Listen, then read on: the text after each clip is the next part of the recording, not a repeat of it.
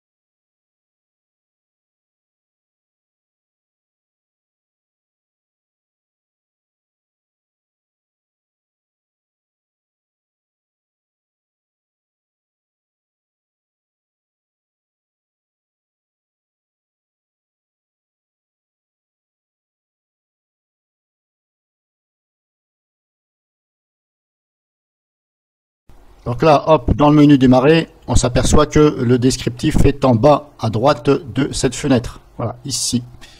Là, à chaque fois que je mets la flèche de la souris, vous remarquez que le descriptif est ici.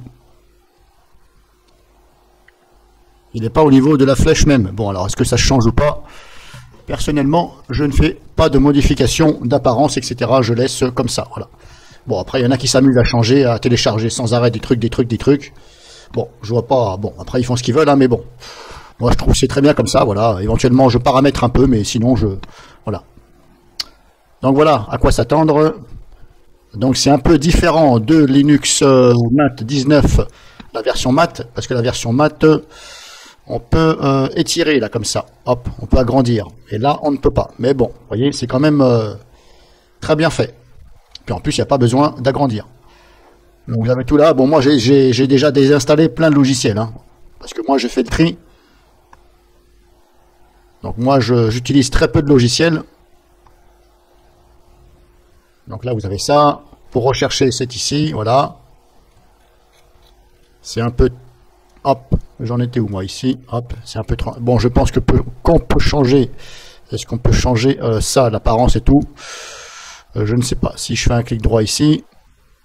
On a ça, donc là je fais un clic droit sur la barre des tâches, et lancement rapide, on a ceci. Mode d'édition du panneau, par exemple si je fais ça, voilà. Bon, pour ma part, je vais laisser comme ça. Je viens de l'installer il y a 10 minutes, donc modifier le panneau, paramètres système, si je clique sur paramètres système, ça donne quoi? Bah ça fait ça, voilà, carrément. C'est les paramètres en général. Paramètres du tableau de bord, on a ça.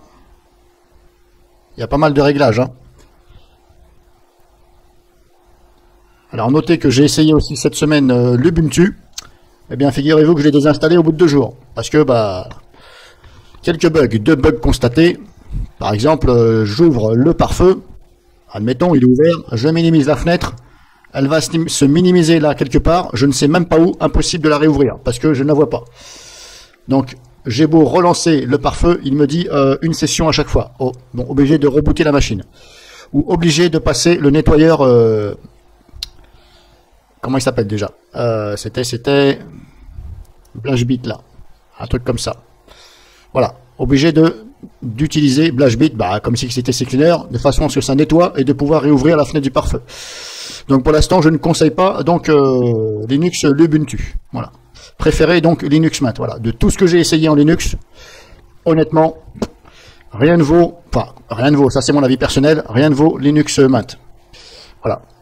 Et comme je vous ai dit, c'est tiré un peu sur le Windows, hein, menu démarrer en bas à gauche, etc. Voilà. Moi je préfère. De toutes celles que j'ai essayées, voilà. Stabilité, je ne vais pas vous dire que c'est la plus stable puisque je n'ai pas tout essayé. Mais en tout cas, pour l'instant, c'est la meilleure. Niveau paramètres et tout, voilà. J'ai pratiquement rien à dire là-dessus. Après, l'aspect, il faut que ça plaise. Donc voilà, vous avez ça. Hop, si je clique sur arrêter, vous avez ça. Voilà. Ah, franchement, c'est bien fait. Hein. Poste de travail, si je fais un clic droit, on a ça. Voilà, propriété, par exemple, on a ça.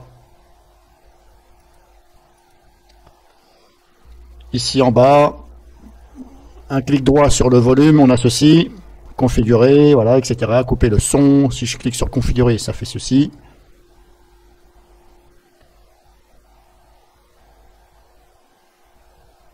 là, on peut régler aussi le son. Si je clique là, on a ça.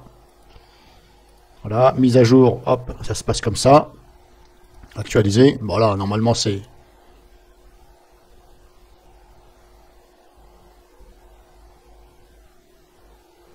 Là-dessus, ça n'a pas changé. C'est très bien fait, c'est compréhensible, donc là-dessus, voilà. Si je fais édition...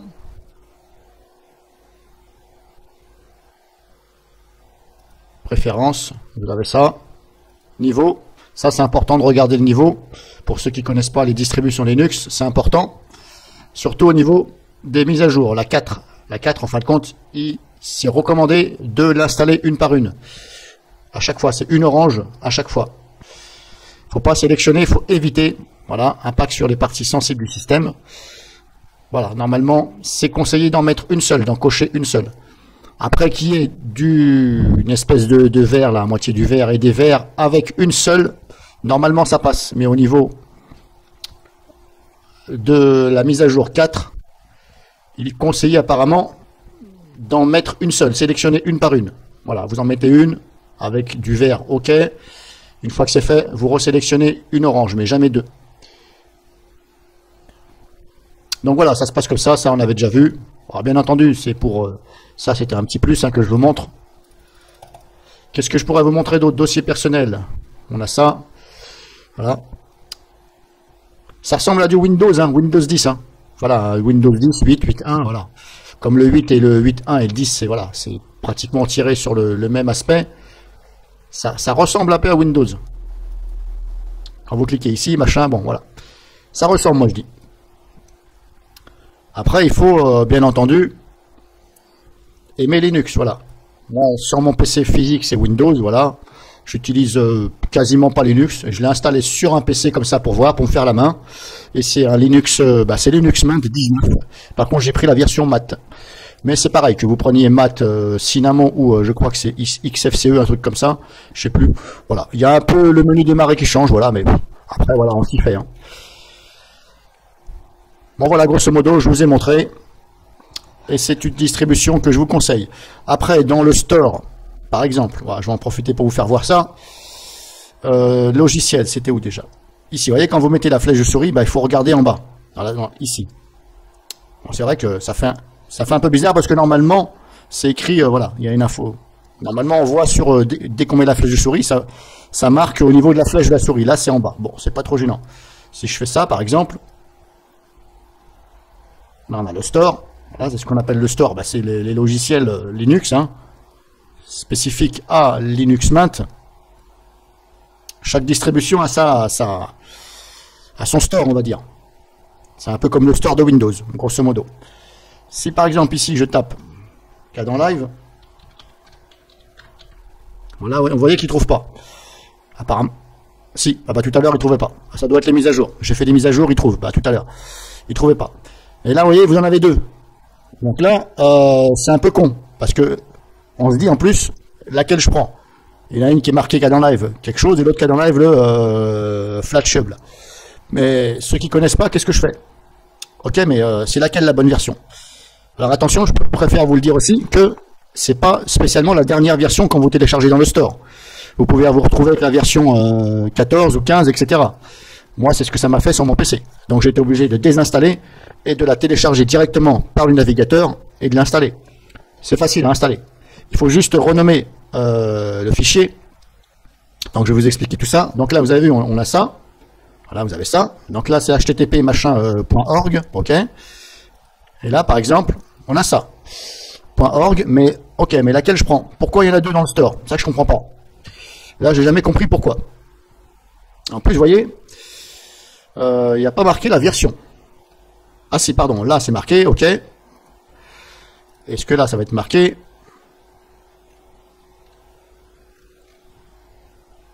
Version... Détail, paquet Caden Live, version 4.17. Attendez, là je comprends. Ah oui, 4.17. 4.17. Et là... Version 18. Bon, là, je comprends plus rien. En tout cas, la dernière version, c'est celle-là, la 18. Voilà. 18.08. Mais vous voyez, je me demande pourquoi ils mettent deux trucs. Alors comme je vous disais, si vous ne l'avez pas, si par exemple vous vous apercevez que c'est pas la dernière version, par exemple, si c'est pas la dernière version, eh bien il faut aller directement par le navigateur. Vous la téléchargez par le navigateur, c'est pas dur. Je referai une vidéo parce que ça va être trop long, parce que là j'ai même pas configuré le navigateur.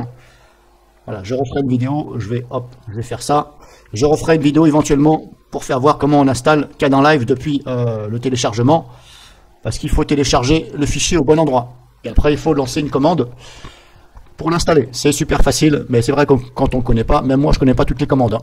C'est en regardant sur internet que j'ai appris éventuellement. Donc voilà, je vous ai fait voir grosso modo à quoi vous attendre, et voilà. Personnellement, c'est ce que je vous recommande, Linux Mint. Et comme je vous dis, j'ai pas tout essayé, j'en ai essayé quelques-unes, mais celle qui me plaît, ma référence, c'est Linux Mint.